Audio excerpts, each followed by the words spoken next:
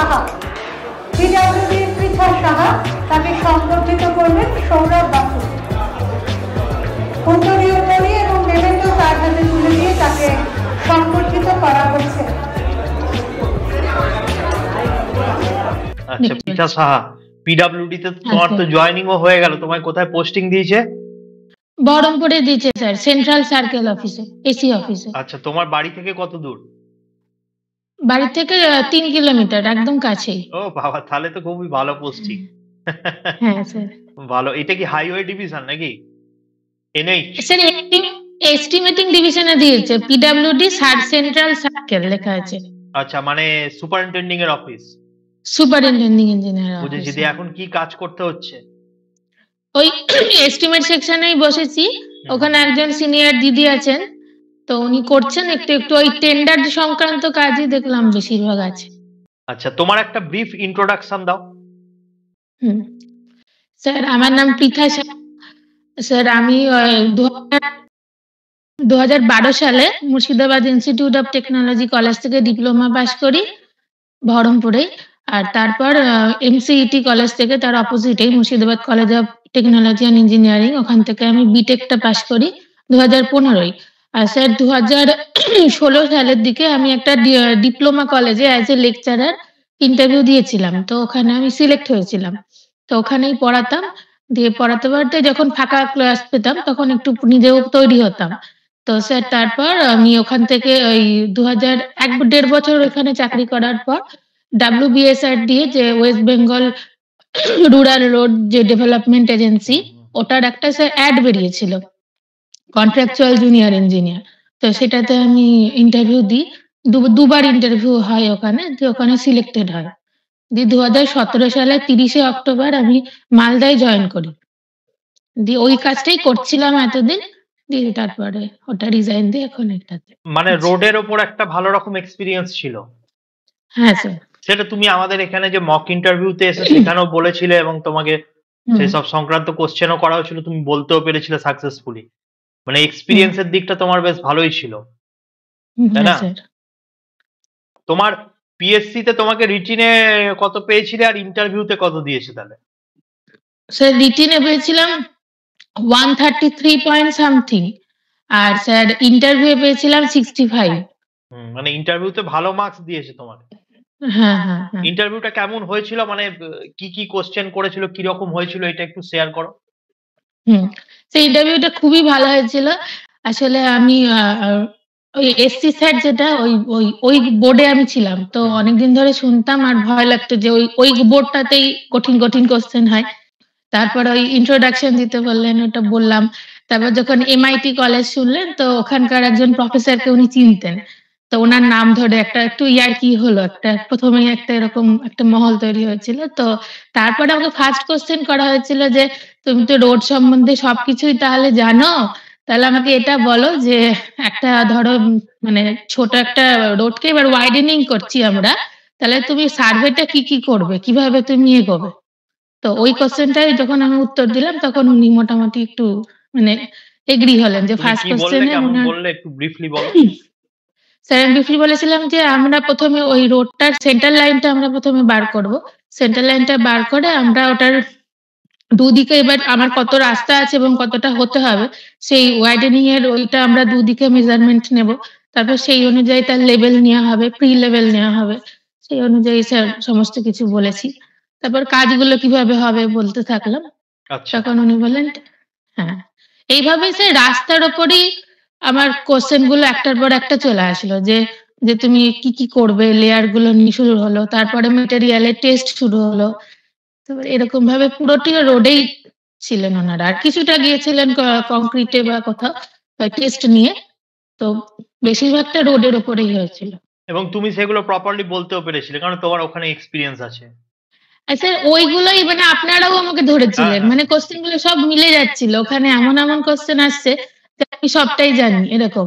ওই জন্য একটার পর একটা কোশ্চেন ঠিকই হচ্ছে, আর কনফিডেন্টটাও ওইভাবে বাড়ছে, তো ভালো হয়েছিল। মানে ইন্টারভিউতে এমন কখনো হয়নি যে তুমি পারছো না বা তোমার টেনশন হচ্ছে, এরকম পরিস্থিতি তৈরি হয়নি? হয়নি স্যার, একবারও হয়নি। আচ্ছা, তুমি যে এই প্রিপারেশনটা যে নিতে চাকরি করতে করতে, তাহলে একজন যে অ্যাসপিরেন্ট তোমার মতো মানে জায়গাতে এখন আছে, যে হয়তো চাকরি করছে এবং সে প্রিপারেশনটা নেবে, তাকে কিভাবে করতে হবে, মানে তুমি কি সাজেস্ট করছো স্টেপ বাই স্টেপ, যদি একটু বলো তুমি। স্যার, আমি ফার্স্টে অনেকদিন ধরে এটা ট্রাই করতাম, ওই 2015-র পর থেকেই, কিন্তু এইরকম একটা কোচিং সেন্টার আমি কোথাও পাইনি। তার ফলে কি হতো, এক সময় খুব পড়তে ইচ্ছে করতো, এটা ওটা পড়তাম, এবার ডেপথে চলে যেতাম, হয়তো হাইওয়ে পড়ছি তো হাইওয়েতেই চলে গেলাম, ওই করতে করতে দেখলাম পরীক্ষার ডেট চলে এলো, এবার আমার আর 14টা সাবজেক্ট আমার রেডি নেই, একটা দুটো হয়তো রেডি আছে, এইরকম হয়ে বারবার ভুল হয়েছে। তো স্যার, আপনাদের কোচিং সেন্টারের নামটা আমি শুনেছিলাম আমার অফিসেই, আমার এক কালিগ বলেছিল যে সেন্ট্রয়েড থেকে এরকম পড়ায়, আর আমি এইরকমই অনলাইন চাইছিলাম, যে কারণ সংসার ছিল, বাচ্চাটা তখন খুবই ছোট, ওইভাবে কলকাতায় গিয়ে সমস্যা মানে সম্ভব ছিল না। তাই বলে আমি তখন করেছিলাম যে, আর স্যার আমার একটু টাইমও হয়েছিল, তখন বেবিটা হয়, যে 6 মাস ছুটি পেয়েছিলাম, আমি একটা ম্যাটারনিটি লিভ পেয়েছিলাম, লিভেই আমি পড়াশোনা শুরু করেছিলাম, আর তারপর যখন জয়েন করি তখন আমি সেন্ট্রয়েডে ভর্তি হই 2019-এই। দিয়ে তখন স্যার, আর যেহেতু আমি মালদা থেকে মুর্শিদাবাদ ট্রান্সফার হলো, তো ওই টাইমটা আমার উপর সেরকম চার্জ ছিল না, সবে সবে আমি এখানে এসেছিলাম, চার্জটা একটু কম ছিল, অনেকটাই লোড বলতে গেলে কম ছিল, তো আর বাড়িতে সেভাবে হতো না, বাচ্চাটা খুবই ছোট, তো আমার বেশিরভাগ বই আমি অফিসের বাড়িতে নিয়ে গিয়ে রেখে দিয়েছিলাম। আচ্ছা। তো অফিস টাইমে আমার অনেকটা টাইম কাজে লেগে যেত, আর ওইভাবেই পড়েছিলাম। তাই মানে আর একটা জেদ তো থাকেই স্যার, বাড়িতেও পড়তে হয়েছে, তাছাড়া রাত জেগে একটু টাইম বার করতে হয়েছে, যে ও কখন ঘুমোচ্ছে, মানে যেহেতু বেবিটা তখন খুবই ছোট, তো ওর রুটিনে আমাকে রুটিন করে নিতে হয়েছে। আচ্ছা, এখানে তাহলে কি ভিডিও তুমি রেকর্ডেড দেখে সেই কনসেপচুয়াল ব্যাপারটাকে আগে ক্লিয়ার করতে, আগে ফার্স্ট স্টেপ এটা ছিল? হ্যাঁ স্যার, আসলে যখন আমি এখানে ভর্তি হই তখন অ্যাড ফ্যাড কিছুই বেরোয়নি, বা বেরোবে কবে এরকম কোনো কিছু খবরই নেই। তো আর আমারও তো খুব ইচ্ছে ছিল যে আমি আগে 14টা সাবজেক্ট রেডি করি, তবে আমি তো একটু কনফিডেন্ট হব, তবেই তো পারবো পরীক্ষা দিতে। তখন আমার ভর্তি হয়ে কোনো ইচ্ছে ছিল না যে এই বোধহয় হয়ে যাবে, আমি তো জানি তখন আমি রেডিই না। তো আমি একদম ফ্রি মাইন্ডে সমস্ত ক্লাসগুলো করেছিলাম। যখন ফুল কোর্সে ভর্তি হয়েছিলাম, তো যেভাবে ক্লাস হতো, তারপর মক টেস্ট হতো, মক টেস্ট গুলো অনেক সময় অফিসে বসেই দিতাম, বা লেখা, তখন নোটসটা পিডিএফ এ দেওয়া শুরু হয়নি, তখন আমাদেরকে লিখে নিতে হতো, বা টাইমটা লিখে নিতাম, এরকম এভাবে করতাম।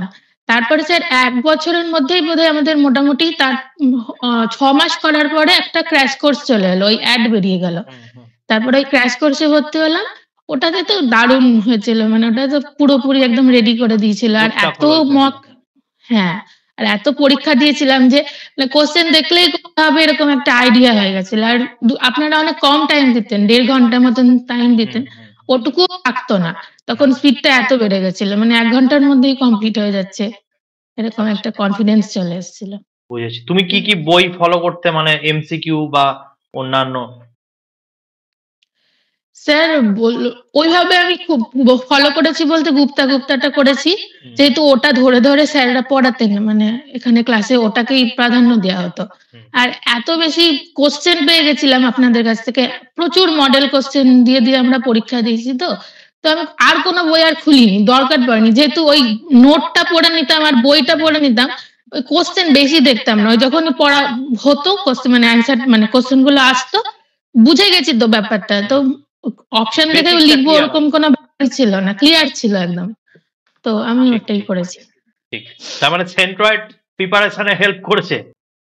আমার কাছে প্রচন্ড হেল্প করেছে, মানে আমি হয়তো পারতাম না সেন্ট্রয়েড ছাড়া, তার আগে তো হয়নি, আর সেন্ট্রয়েডে ঢুকে এত স্যার বকতেন, সৌরভ স্যার, মানে বড়দেরকে কিভাবে বকা যায়, মানে মান সম্মানে লাগিয়ে একটা বকে দেওয়ার মতন, তো ওটা যেন ভালো লাগতো, মানে তার আগে মনে হতো ছোটবেলায় যেমন মারা পড়াতো, বকে বকে পড়াতে, এবার বড় হয়ে গিয়ে তার কেউ বলার নেই, আর কেউ না বললে আবার পড়া হয় না, আমি একটু ওরকম, একটু না বকলে যেন হয় না।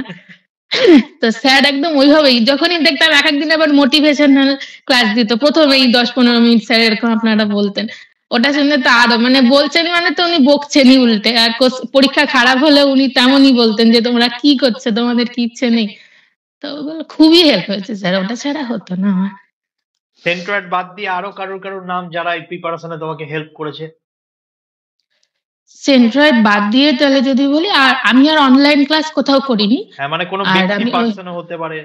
হ্যাঁ, ব্যক্তি বলতে গেলে আমার এক অফিস কালিগ ছিল, ও খুব পড়তো, একসঙ্গে, তারপর ওর হয়ে যায়, ট্রান্সফার হয়ে যায়। কিন্তু ওই যে পড়ার একটা বেশ গ্রুপ করে পড়া, যেটা ও ভর্তি হয়েছিল সেন্ট্রয়েডে, যে আমার মকে কেমন মানে কত নাম্বার পেলাম, তুই কত পেলি, এরকম ভাবে যে একটা বেশ এগোনো যেটা হচ্ছে, এরকম করে করেছি। আর স্যার বাড়িতেও বলতো সবাই, মানে একটা দেখতো যে আমার একটা ইচ্ছে আছে, তো বাড়ির হাজবেন্ড সাপোর্টিভ না হলে তো সেটা করা সম্ভব হয় না।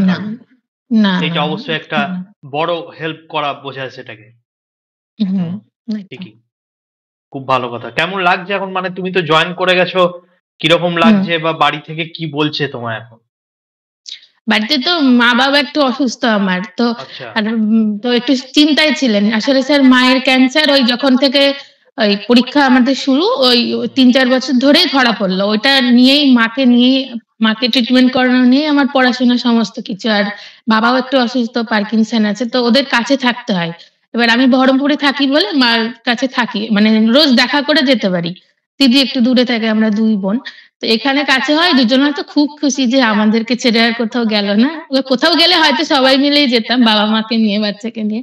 তো নিজের বাড়িটা খুব ভালোবাসে প্রত্যেকে, বাড়ি ছেড়ে যেতে হলো না, আর এখানেই আছে, তো খুব স্যাটিসফাইড। আমার ছেলেটাও তাই। পোস্টিংটাও কাছে হ্যাঁ, মানে কোন রকম চেঞ্জ তারা বুঝছে না, যে হ্যাঁ একটা অফিসে যেতে এখন আর একটা অফিসে যায়, এরকম ব্যাপার। ঠিক, খুব ভালো কথা, খুব ভালো। তোমার ভালো লাগছে তো চাকরিটা জয়েন করে?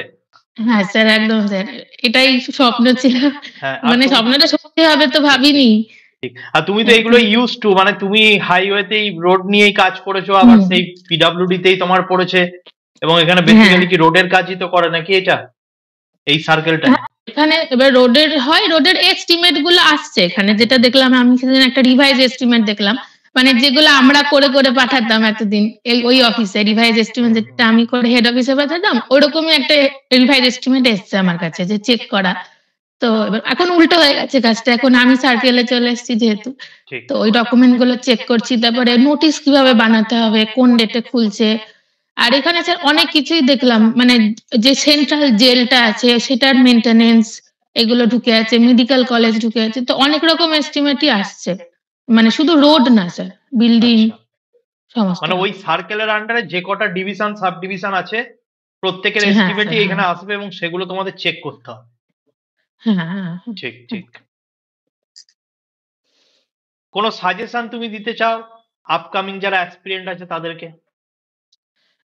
তাদেরকে বলবো যে প্রথমে যে আমাদের সবকটা সাবজেক্ট আছে, 14টা যে সাবজেক্ট আছে, ওটাকে আগে তুমি তৈরি করে নাও। ওটা যখন একবার তৈরি হয়ে যায় পুরোটা, তখন একটা আলাদাই কনফিডেন্স চলে আসে। তখন যে কোনো, আমরা যদি একটা মানে কোনো কোশ্চেন পেপার নিয়ে বসি, যে কোনো একটা পরীক্ষার, তখন ওটা করতে গিয়ে দেখবো যে আমি বেশ অনেক কটা পারছি, তখন না একটা বেশ কনফিডেন্স চলে আসে, যে এতদিন তো পারতাম না, এখন পারছি, তার মানে আমি পারবো। তখন এবার যেগুলো পারলাম না সেগুলো নিয়ে আবার আমি একটু বসলাম, যে না দেখি তো এবার করে, তারপর আরেকবার। ফার্স্ট বলবো যে পুরো 14টা যেটা আছে সেটা ফুল একবার পড়ে নিতে। আর ওই যে আমাদের যেটা ক্র্যাশ কোর্স একটা শর্ট নোট করা আছে, ওটাও হাতের কাছে রাখতে। ওটা খুব তাড়াতাড়ি, মানে ওটা একদিনেই কভার করা যায় সবকটা, মানে যখন কাছে চলে আসে পরীক্ষা তখন তো আমাদের ওরকমই হয়ে যায় যে একদিনেই সবটা করতে হবে। তো স্যার এটাই বলবো, যে পুরো সাবজেক্ট গুলো একটু নিয়ে নিলে পারে, তারপরে আর এতটা চাপ হয়ে যায় না, যে পরীক্ষা এলো বলেই প্রচন্ড চাপ, টেনশন শুরু হয়ে গেল, ওটা হয় না। এখন দেখা যাচ্ছে যে আমাদের এখানে ফ্রিকোয়েন্সিটা কম, পরীক্ষা বেরোনোর ফ্রিকোয়েন্সি ওয়েস্ট বেঙ্গলে কম, তাহলে সেই ক্ষেত্রে মানে কিভাবে মানে তার প্রিপারেশন নেওয়া উচিত, বা কি করবে একজন এই মতো পরিস্থিতিতে? কেউ স্যার যদি বাড়িতেই আছে, তাহলে আমি বলবো যে তো অনেক টাইম পাচ্ছে, এবার রোজই পড়ুক, কারণ কখন ফট করে একটা অ্যাড বেরিয়ে যাচ্ছে, কারণ শুধু পিএসসি নয়, আর আরো অনেক কিছুই তো বেরোচ্ছে, যেটাই বেরোক, যদি কন্ট্রাক্ট বেরোয় আছে, আরো অনেক কিছু আছে। আর নন টেকনিক্যালটাও পড়া উচিত, মানে যাতে সেন্ট্রাল গভর্নমেন্টের পরীক্ষাগুলো হেল্প হয়, মানে সেটা দিতে পারে যাতে।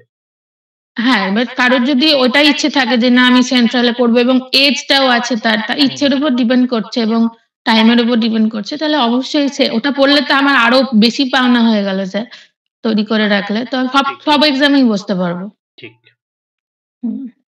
ঠিক আছে, থ্যাংক ইউ তোমার এক্সপিরিয়েন্স শেয়ার করার জন্য, তোমাকে থ্যাংক ইউ, আর কংগ্রাচুলেশন চাকরিটা ক্র্যাক করার জন্য। হ্যাঁ, তো আজকে আমি এখানেই শেষ করছি, পরে আবার কোনোদিনও দেখা হবে। ঠিক আছে, থ্যাংক ইউ। হ্যাঁ। হ্যাঁ স্যার, থ্যাংক ইউ।